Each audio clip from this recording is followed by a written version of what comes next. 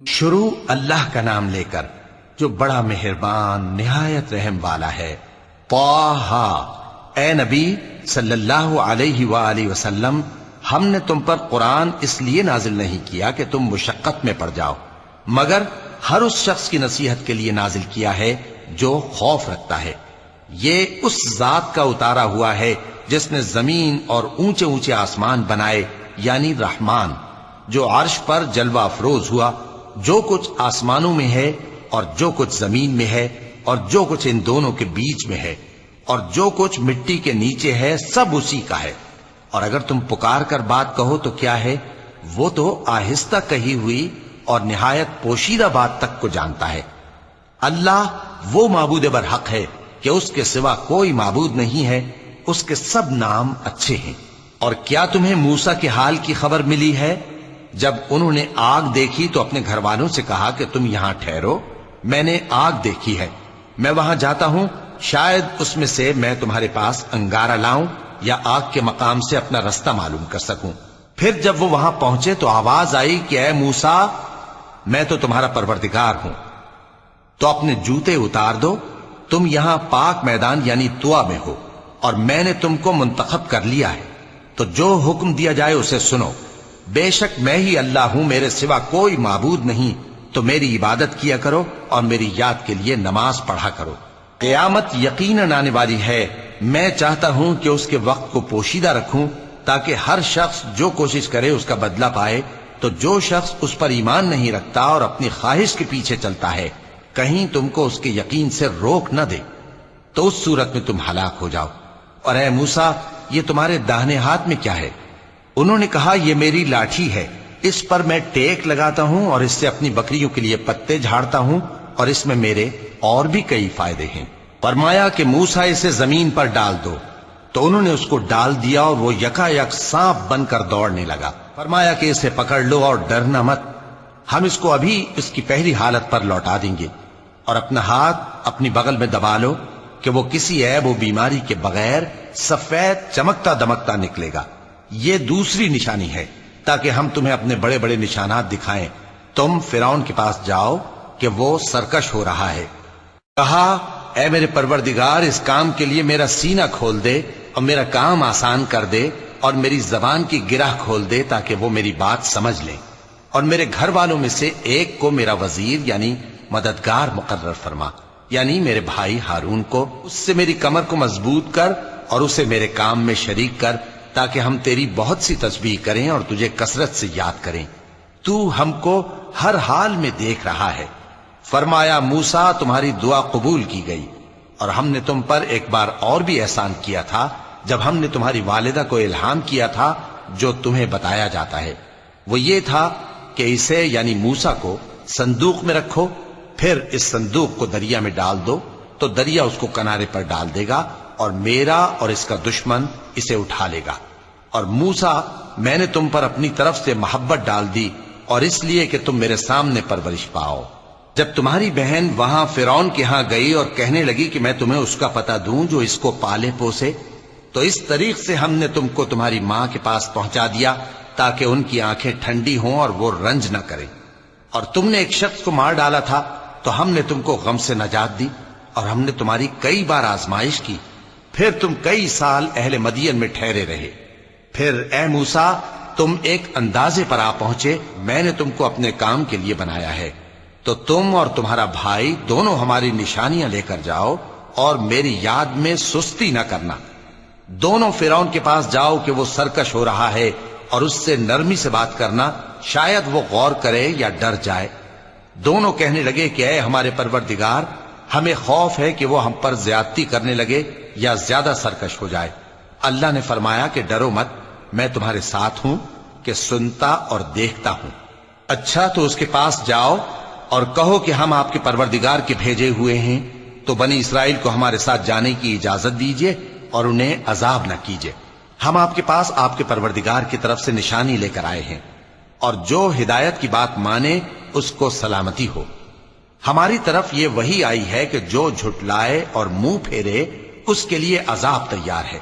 غرض موسیٰ اور ہارون فرعون کے پاس گئے، اس نے کہا کہ موسیٰ، تمہارا پروردگار کون ہے؟ کہا کہ ہمارا پروردگار وہ ہے جس نے ہر چیز کو اس کی شکل و صورت بخشی، پھر راہ دکھائی۔ کہا تو پہلی قوموں کا کیا حال ہوا؟ فرمایا کہ ان کا علم میرے پروردگار کو ہے جو کتاب میں لکھا ہوا ہے۔ میرا پروردگار نہ چوکتا ہے نہ بھولتا ہے۔ وہ وہی تو ہے جس نے تم لوگوں کے لیے زمین کو فرش بنایا اور اس میں تمہارے لیے رستے بنا دیے اور آسمان سے پانی برسایا، پھر اس سے مختلف نباتات پیدا کی کہ خود بھی کھاؤ اور اپنے مویشیوں کو بھی چراؤ۔ بے شک ان باتوں میں عقل والوں کے لیے بہت سی نشانیاں ہیں۔ اسی زمین سے ہم نے تم کو پیدا کیا اور اسی میں ہم تمہیں لوٹائیں گے اور اسی سے ہم تمہیں دوسری دفعہ نکالیں گے۔ اور ہم نے فرعون کو اپنی سب نشانیاں دکھائیں مگر وہ تکذیب اور انکار ہی کرتا رہا۔ کہنے لگا کہ موسیٰ، کیا تم ہمارے پاس اس لیے آئے ہو کہ اپنے جادو کے زور سے ہمیں ہمارے ملک سے نکال دو؟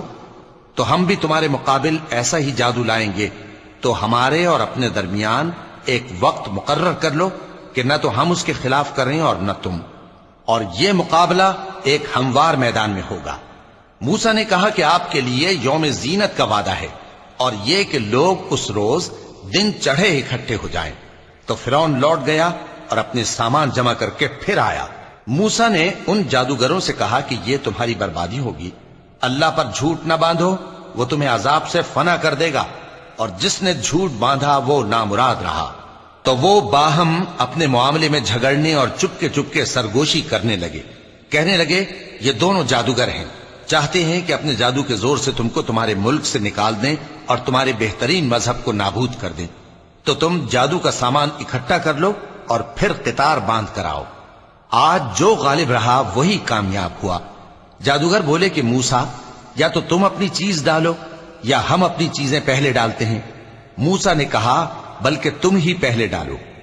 جب انہوں نے چیزیں ڈالیں تو یکا یک ان کی رسیاں اور لاٹھیاں موسیٰ کے خیال میں ایسی آنے لگیں کہ وہ میدان میں ادھر ادھر دوڑ رہی ہیں۔ اس وقت موسیٰ نے اپنے دل میں خوف محسوس کیا۔ ہم نے کہا خوف نہ کرو، بلا شبہ تم ہی غالب رہو گے، اور جو چیز یعنی لاٹھی تمہارے داہنے ہاتھ میں ہے اسے ڈال دو کہ جو کچھ انہوں نے بنایا ہے اس کو وہ نگل جائے گی۔ جو کچھ انہوں نے بنایا ہے یہ تو جادوگروں کے ہتھ کنڈے ہیں، اور جادوگر جہاں بھی جائے کامیاب نہیں ہوگا۔ اس پر جادوگر سجدے میں گر پڑے، کہنے لگے کہ ہم موسیٰ اور ہارون کے پروردگار پر ایمان لائے۔ فرعون بولا کہ پیشتر اس کے کہ میں تمہیں اجازت دوں تم اس پر ایمان لے آئے؟ بے شک یہ تمہارا بڑا یعنی استاد ہے جس نے تم کو جادو سکھایا ہے، سو میں تمہارے ہاتھ اور پاؤں مخالف سمت سے کٹوا دوں گا اور تم کو کھجوروں کے تنوں پر سولی چڑھوا دوں گا، اور تم کو معلوم ہوگا کہ ہم میں سے کس کا عذاب زیادہ سخت اور دیر تک رہنے والا ہے۔ انہوں نے کہا کہ جو دلائل ہمارے پاس آ گئے ہیں ان پر اور جس نے ہم کو پیدا کیا ہے اس پر ہم آپ کو ہرگز ترجیح نہیں دیں گے، تو آپ کو جو حکم دینا ہو دے دیجئے، اور آپ جو حکم دے سکتے ہیں وہ صرف اسی دنیا کی زندگی میں دے سکتے ہیں۔ ہم تو اپنے پروردگار پر ایمان لے آئے تاکہ وہ ہمارے گناہوں کو معاف کرے اور اسے بھی جو آپ نے ہم سے زبردستی جادو کرایا، اور اللہ سب سے اچھا ہے اور ہمیشہ باقی رہنے والا ہے۔ جو شخص اپنے پروردگار کے پاس گناہگار ہو کر آئے گا تو اس کے لیے جہنم ہے جس میں نہ وہ مرے گا نہ جیے گا، اور جو اس کے روبرو ایماندار ہو کر آئے گا اور عمل بھی نیک کیے ہوں گے تو ایسے لوگوں کے لیے اونچے اونچے درجے ہیں، یعنی ہمیشہ رہنے کے باغ جن کے نیچے نہریں بہ رہی ہیں، ہمیشہ ان میں رہیں گے، اور یہ اس شخص کا بدلہ ہے جو پاک ہوا۔ اور ہم نے موسیٰ کی طرف وہی بھیجی کہ ہمارے بندوں کو راتوں رات نکال لے جاؤ، پھر ان کے لیے سمندر میں لاٹھی مار کر خشک رستہ بنا دو، پھر تم کو نہ فرعون کے آ پکڑنے کا خوف ہوگا اور نہ غرق ہونے کا ڈر۔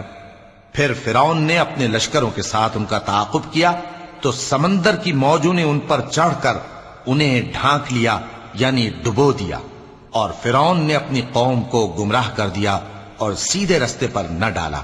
اے آل یعقوب، ہم نے تم کو تمہارے دشمن سے نجات دی اور تورات دینے کے لیے تم سے کوہ طور کی داہنی جانب مقرر کی، اور تم پر من اور سلوہ نازل کیا، اور حکم دیا کہ جو پاکیزہ چیزیں ہم نے تم کو دی ہیں ان کو کھاؤ اور اس میں حد سے نہ نکلنا، ورنہ تم پر میرا غضب نازل ہوگا، اور جس پر میرا غضب نازل ہوا وہ ہلاک ہو گیا۔ اور جو توبہ کرے اور ایمان لائے اور عمل نیک کرے پھر سیدھے رستے چلے اس کو میں بخش دینے والا ہوں۔ اور اے موسیٰ تم نے اپنی قوم سے آگے چلے آنے میں کیوں جلدی کی؟ کہا وہ میرے پیچھے آ رہے ہیں۔ اور اے میرے پروردگار میں نے تیری طرف آنے کی جلدی اس لیے کی کہ تو خوش ہو جائے۔ فرمایا کہ ہم نے تمہاری قوم کو تمہارے بعد آزمائش میں ڈال دیا ہے اور سامری نے ان کو بہکا دیا ہے۔ اور موسیٰ غصے اور غم کی حالت میں اپنی قوم کے پاس واپس آئے اور کہنے لگے کہ اے قوم، کیا تمہارے پروردگار نے تم سے اچھا وعدہ نہیں کیا تھا؟ کیا میری جدائی کی مدت تمہیں لمبی معلوم ہوئی، یا تم نے یہ چاہا کہ تم پر تمہارے پروردگار کی طرف سے غضب نازل ہو، اور اس لیے تم نے مجھ سے جو وعدہ کیا تھا اس کے خلاف کیا؟ وہ کہنے لگے کہ ہم نے اپنے اختیار سے آپ سے وعدہ خلافی نہیں کی، لیکن ہم ان لوگوں کے زیوروں کا بوجھ اٹھائے ہوئے تھے، پھر ہم نے اس کو آگ میں ڈال دیا اور اسی طرح سامری نے ڈال دیا۔ تو اس نے ان کے لیے ایک بچڑا بنا دیا، یعنی ایک بے جان جسم جس میں گائے کسی آواز تھی۔ تو لوگ کہنے لگے کہ یہی تمہارا معبود ہے اور یہی موسیٰ کا معبود ہے، مگر وہ بھول گئے ہیں۔ تو کیا یہ لوگ نہیں دیکھتے کہ وہ ان کی کسی بات کا جواب نہیں دیتا اور نہ ان کے نقصان اور نفع کا کچھ اختیار رکھتا ہے؟ اور ہارون نے ان سے پہلے ہی کہہ دیا تھا کہ لوگوں، اس کے ذریعے تمہیں فتنے میں ڈال دیا گیا ہے، اور تمہارا پروردگار تو رحمان ہی ہے، تو میری پیروی کرو اور میرا کہا مانو۔ وہ کہنے لگے کہ جب تک موسیٰ ہمارے پاس واپس نہ آئیں ہم تو اس کی پوجا پر قائم رہیں گے۔ پھر موسیٰ نے ہارون سے کہا کہ اے ہارون، جب تم نے ان کو دیکھا تھا کہ گمراہ ہو گئے ہیں تو تم کو کس چیز نے روکا تھا؟ یعنی اس بات سے کہ تم میرے پیچھے چلے آؤ، بھلا تم نے میرے حکم کے خلاف کیوں کیا؟ کہنے لگے کہ اے ماں جائے، میری داڑھی اور سر کے بالوں کو نہ پکڑیے، میں تو اس سے ڈرا کہ آپ یہ نہ کہیں کہ تم نے بنی اسرائیل میں تفرقہ ڈال دیا اور میری بات کو ملحوظ نہ رکھا۔ موسیٰ نے فرمایا تو اے سامری تیرا کیا حال ہے؟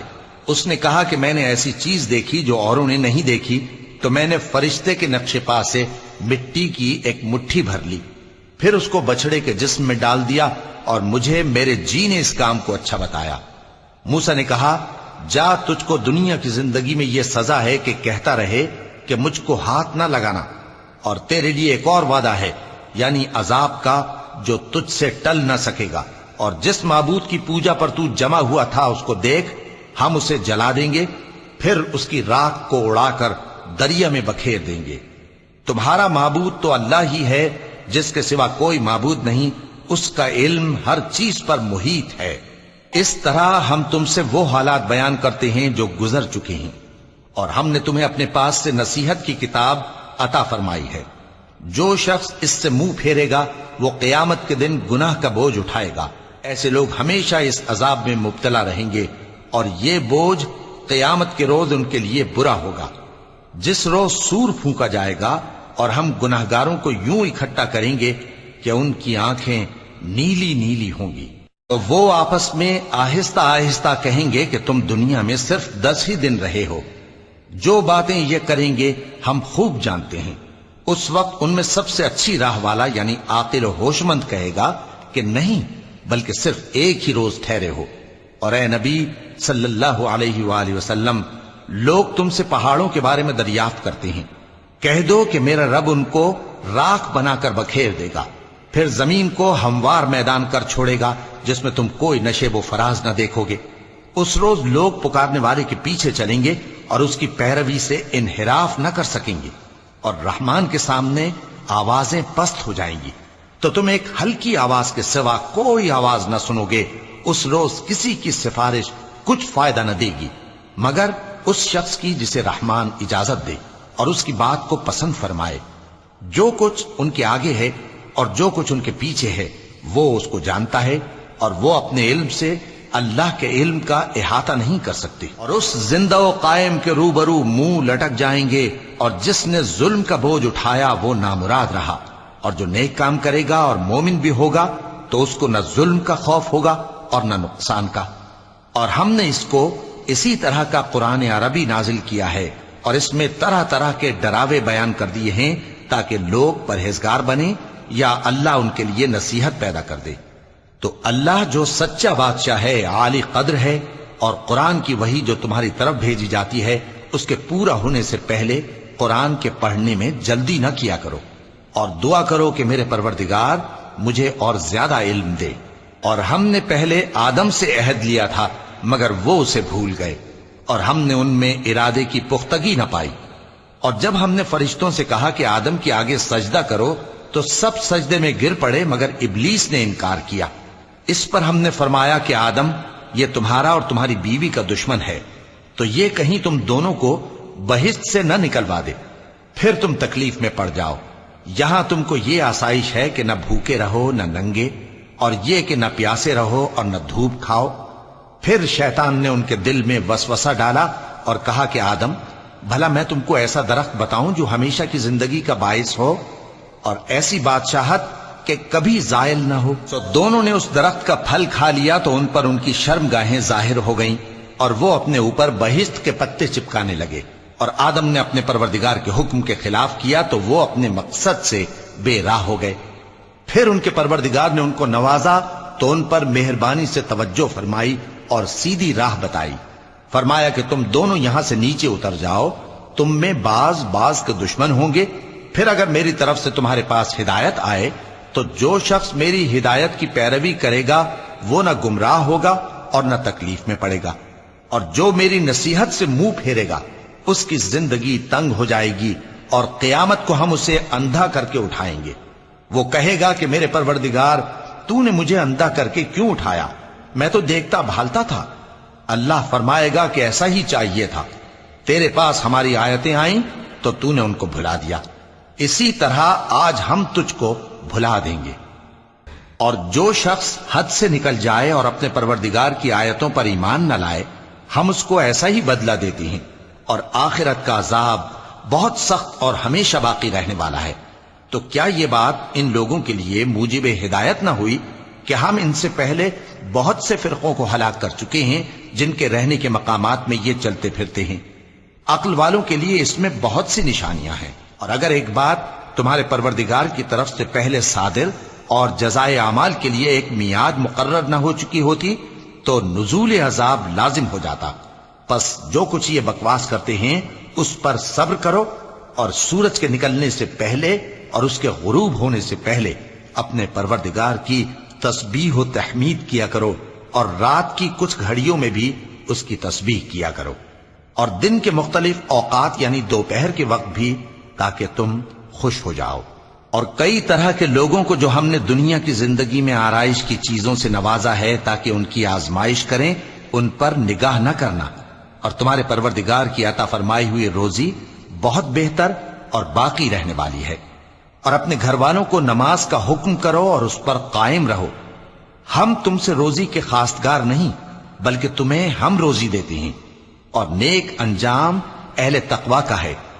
اور کہتے ہیں کہ یہ پیغمبر اپنے پروردگار کی طرف سے ہمارے پاس کوئی نشانی کیوں نہیں لائے؟ کیا ان کے پاس پہلی کتابوں کی نشانی نہیں آئی؟